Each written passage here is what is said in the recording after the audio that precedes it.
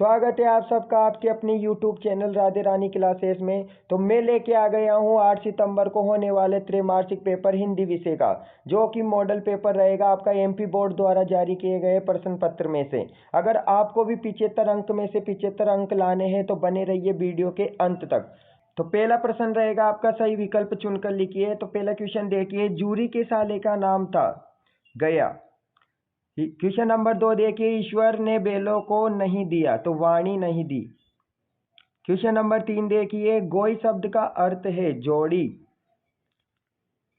Question number 4 देखिए, कबीर की भाषा है सदुक्कड़ी। क्वेश्चन नंबर 5 देखिए, कबीरदास जी किस काल के कवि थे तो भक्ति काल के। क्वेश्चन नंबर 6 देखिए, इस जल प्रलय में पाठ की विधा है रिपोर्टाज। क्वेश्चन नंबर 7 देखिए, रेणु का पूरा नाम है फणीश्वर नाथ रेणु। क्वेश्चन नंबर 8 देखिए, इस जल प्रलय में पाठ में बाढ़ किस नगर में आई है पटना में। प्रश्न क्रमांक 2 रिक्त स्थानों की पूर्ति कीजिए। तो पहला प्रश्न रहेगा आपका, कांजी हाउस में हाजिरी लेने चौकीदार आया था। नंबर 2, जूरी के साले का नाम गया था। नंबर 3, लावारिस पशुओं को बंद करने का स्थान कांजी हाउस कहलाता है। नंबर 4, जूरी ने एक बार दोनों बेलों को ससुराल भेज दिया। नंबर 5, प्रेमी ढूंढत में फिरूं प्रेमी मिले न कोई। नंबर 6, मानसरोवर के जल में हंस क्रीड़ा कर रहे हैं। नंबर 7, विभीषिका का अर्थ भयंकरता से है। नंबर 8, मृत्यु के दूत को आता देखकर मनुष्य ने उसे प्रणाम किया। प्रश्न क्रमांक 3 के अंदर आपको सत्य असत्य देखने को मिलेंगे। तो पहला, बचिया के ताव मुहावरे का अर्थ मूर्ख व्यक्ति सत्य। नंबर 2, बेरों की लड़की दोनों बेलों को घास खिलाने आती थी असत्य। नंबर 3, प्रेमचंद जी का मूल नाम धनपत राय था सत्य। ईश्वर काबा और कैलाश में मिल सकता है असत्य। नंबर 5, कबीर एक समाज सुधारक नहीं थे असत्य। नंबर 6, इस जल प्रलय में पाठ में लेखक तैरना जानते थे असत्य। नंबर 7, लेखक फणीश्वर नाथ रेणु बाढ़ देखकर अकेले ही निकल पड़े थे असत्य। नंबर 8, इस जल प्रलय में पाठ के लेखक जगदीश्वर चंद्र माथुर थे असत्य। प्रश्न क्रमांक 4 के अंदर सही जोड़ी का मिलान कीजिए। तो कबीरदास का हो जाएगा सखियां एवं सबद। पखा पक्षी का हो जाएगा पक्ष विपक्ष। दो बेलों की कथा का हो जाएगा मुंशी प्रेमचंद्र। कांजी होश का हो जाएगा मवेशी खाना। और पराकाष्ठा का हो जाएगा अंतिम सीमा। अड़ियल का हो जाएगा हटी। और पटना का हो जाएगा बिहार। आचरित का हो जाएगा ढका हुआ।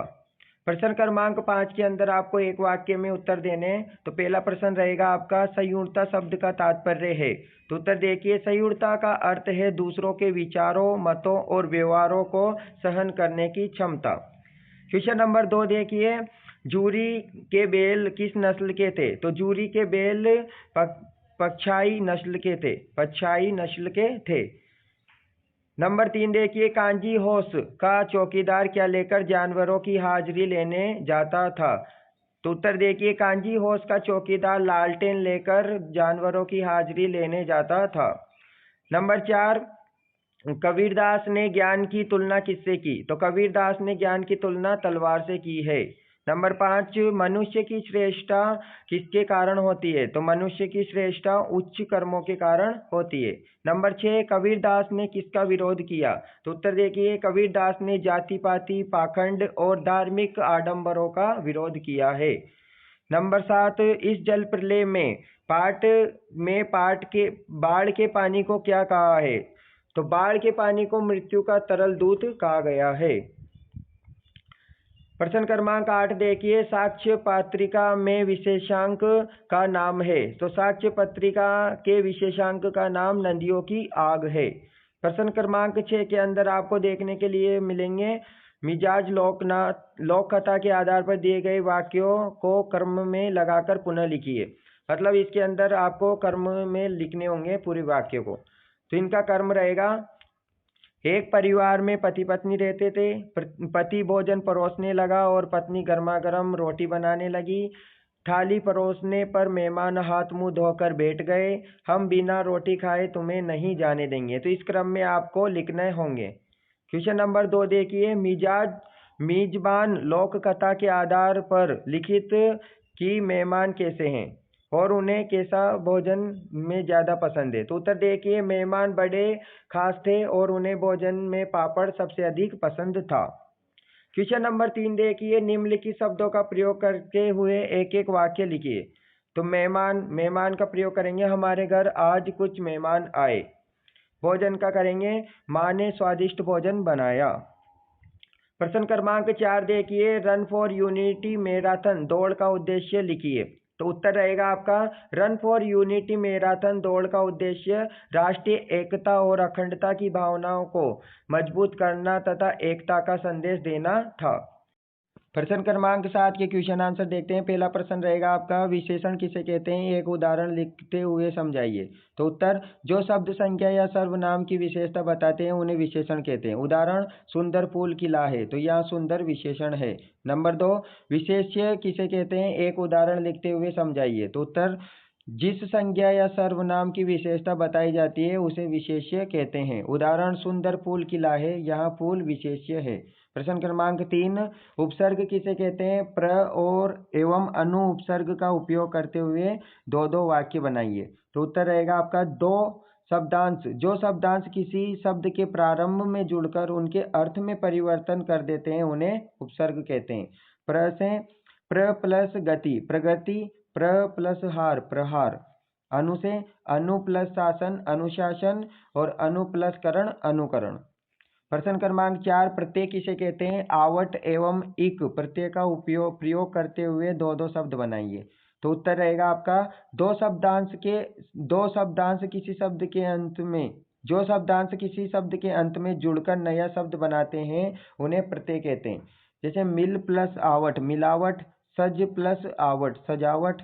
इक से देखते हैं, समाज प्लस इक सामाजिक, विज्ञान प्लस इक वैज्ञानिक। प्रश्न क्रमांक 8 के पहला प्रश्न रहेगा आपका, अंतरिक्ष यात्री को परीक्षण के दौरान किन किन कठिनाइयों का सामना करना पड़ता है, देखिए। तो उत्तर, अंतरिक्ष यात्री को परीक्षण के दौरान कठिन शारीरिक अभ्यास, मानसिक दबाव तथा अंतरिक्ष की कठिन परिस्थितियों में कार्य करने का अभ्यास करना पड़ता है। क्वेश्चन नंबर 2, अंतरिक्ष यात्री कौन होते हैं और उनकी उम्र क्या होनी चाहिए। तो उत्तर, जो व्यक्ति अंतरिक्ष यात्रा करके वहां वैज्ञानिक एवं अन्य कार्य करते हैं उन्हें अंतरिक्ष यात्री कहते हैं। 40 वर्ष से अधिक इनकी उम्र नहीं होनी चाहिए। Question number 3, doctor APJ Abdul Kalam को अपने माता पिता से कौन कौन से गुण विरासत में मिले। तो उत्तर, डॉक्टर अब्दुल कलाम को अपने पिता से ईमानदारी और आत्म अनुशासन तथा अपनी माता से विश्वास और करुणा उदारता के गुण मिले। Question number 4, doctor APJ Abdul Kalam के बचपन के मित्रों के नाम लिखिए। तो उत्तर रहेगा आपका, अपने बचपन के मित्र रामानंद शास्त्री, अरविंद और शिव प्रकाशन थे।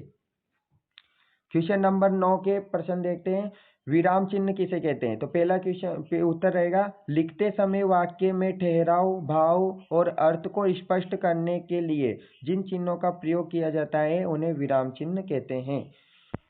क्वेश्चन नंबर 2, पूर्ण विराम एवं प्रश्नवाचक चिन्ह का प्रयोग कब किया जाता है, एक एक वाक्य में दो दो चिन्ह लिखिए।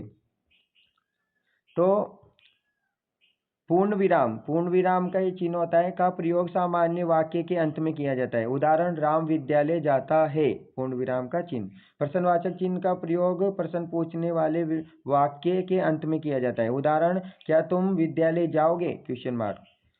क्वेश्चन नंबर 3 देखिए, कारक किसे कहते हैं, कारक के कितने भेद होते हैं। तो उत्तर, संज्ञा या सर्वनाम का वाक्य में अन्य शब्दों से संबंध बताने वाले रूप को कारक कहते हैं।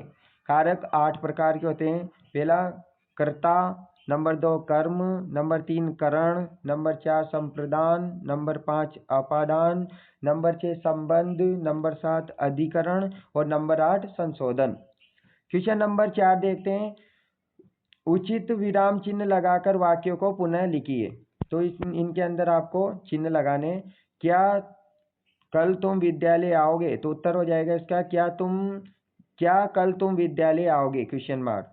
वहाँ कितने सुंदर दृश्य हैं, तो वहाँ फिर चिन्ह कितना सुंदर दृश्य है। तो इसी के साथ में आपकी यहीं पे समाप्त होते हैं प्रश्न बैंक का 1 से 9 तक के पूरे क्वेश्चनों के आंसर। अगली वीडियो के अंदर 10 से 23 तक के क्वेश्चन लेके आएंगे। जल्दी ही मिलते हैं नेक्स्ट वीडियो में। वीडियो पसंद आए तो लाइक शेयर एंड सब्सक्राइब जरूर करें।